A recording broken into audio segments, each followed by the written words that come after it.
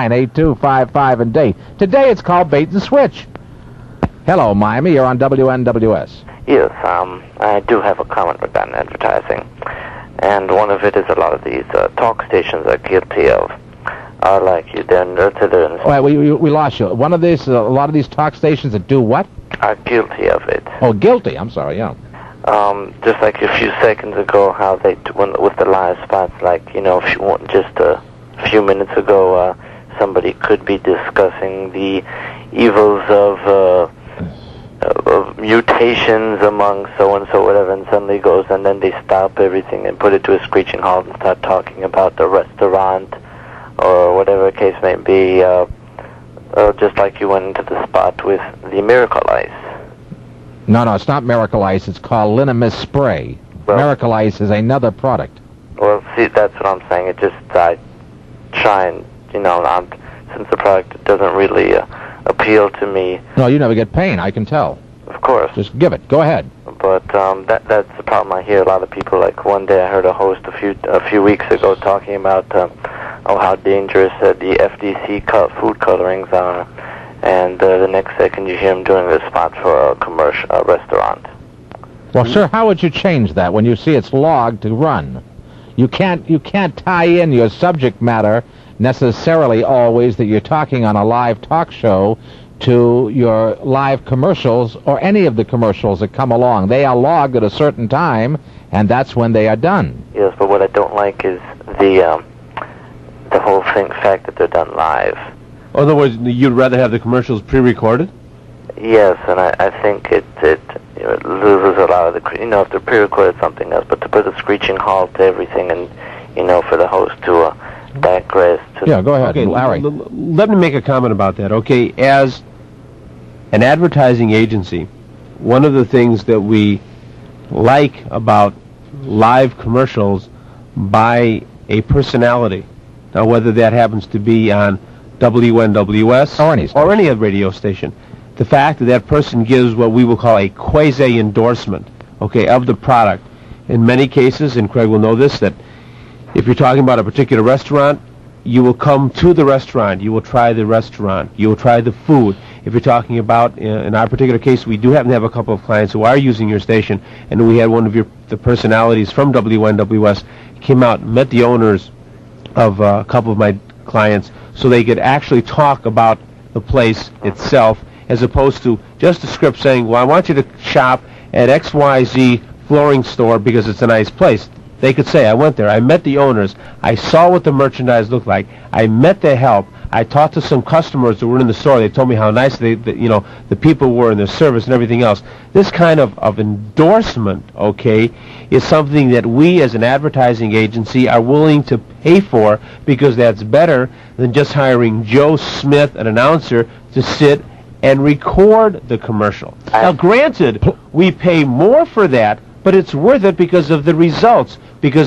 But I wouldn't have Craig do a commercial for a restaurant that happened to be a client of mine and telling everyone how wonderful it is if he's never been there. Well, that's not only that, sir, but there's two other things involved. Number one, as Larry referred to, it usually gives a spot, a commercial, an ad, a little more personalization than it would get on a recorded spot with music or without music. Secondly, most people I know who do live spots have their choice as to whether they want to do them or not. Let's say, for example, I can recall once I was doing a live spot, or I was asked to do a live spot for a certain restaurant, and I went to that restaurant 4 times with different people because I was trying to find a hook to hang my hat on. Because once you get on the air and they'll find out that you'll prostitute for anybody and you lose your believability, you're dead in the water.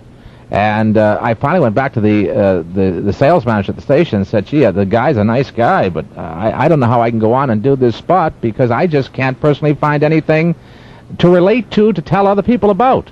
I was listening to a personality, a talk show personality in the market, and I don't want to say which station it was on or who the person was, and he said, according to my log, I have to do a commercial now for XYZ restaurant. They brought in, and this was within the past week, okay, so they brought in a menu, and they told me that I have to do this commercial.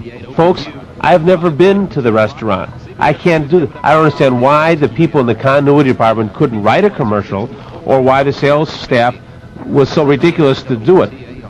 And he said, so I'm not going to do the spot. He put it down. About 2 minutes later, in walked another personality from the station who said, hey, let me do it. I've been to the restaurant, and let me tell you about it. And he proceeded to go ahead and do the spot, and then he got up and left, and they joked about the fact that next time, hopefully, when it appeared on his program, he would have had the opportunity to do it. Evidently, they had just signed the client, on the station. They said, well, quick, let's get it on so-and-so show, and they did it without pre-warning the person. And I admire the person for having the integrity to say on the air, I can't do this because I have never legitimately been to the restaurant. So how can I tell you that the scallops are the best in the world or the steak is the best in the world? I've never been to the place. Sir, I have no problem with the personality's voice in it. It's just that it disturbs the whole flow. I mean, let's say Craig, instead of, let's say, saying, if you ever been, let's say Craig is discussing, as he did today, the way he segued into the commercial for the pain remedy, whatever it was, okay. He stopped everything and says, we'll be back. And goes, hi, my name is Craig Worthing, so. That's why I have an else type of problem with. Well, let me just say something on that, because I have an answer for these things. A, we have a format as to how we have to get into a break. And I can read it right in front of me. It's right here in front of me. How you go into a break, what you have to say regarding your name, the station call letters, the time, beep, beep, beep, and that's whether we're going into a live spot or whether we're going into a pre-recorded spot. That's a format that the station wants. Another thing I have is with a lot of these commercials that everybody endorses, like a few people on the station, how the script is just about the same. And then I say, this is kind of funny because I could hear the same script, the same live endorsements by, using the exact same words by several different personalities, where I have a, good reason to believe that many of them haven't even touched the product ever. Not true. Now, I can't speak for every person who does live spots, but I can only go in the 14 years I've been down here, and with people who I know who have done live spots, before they'll do that live spot, they have not only known something about the spot, the product or the service, or used or experienced the product or the service. They've gone out and met the people who are in charge of the product or the service, from the owner to the president to the manager to whatever. It's just not done cold. In fact, as Larry was just saying, it usually is not done cold turkey. No, not at all. As a matter of fact, we had Sandy Payton, come to a couple of our clients in the last month or so. Came in, met the owners, met the managers, talked. And we hear her spots on the air now, and she mentions the fact that she met certain people and she saw the operation, etc., which to me sounds much better than if we had given her a script and told her to just say this, because it wouldn't. We're going to come back. Larry Rodkin's our guest. Larry happens to be in the field of advertising. He is president of Mitchell Lawrence Advertising out of Coral Springs. We're kicking around advertising, and I'd like to get some comments from you. And I know that you all have opinions. I know that one comment we're going to hear, well, I won't even get into it now. We'll see if it comes up. But advertising, regardless, be it radio, television, print advertising of any kind, newspapers, magazines, billboard advertising. Would like to discuss it with you. Things you like, things you don't like, things you'd like to see differently, things you'd like to see change, things you'd like to see more of, whatever the case might happen to be. Feel free to pick up that phone and talk with us and share with us on a Saturday morning at 379-8255, 379-8255 in Dade County.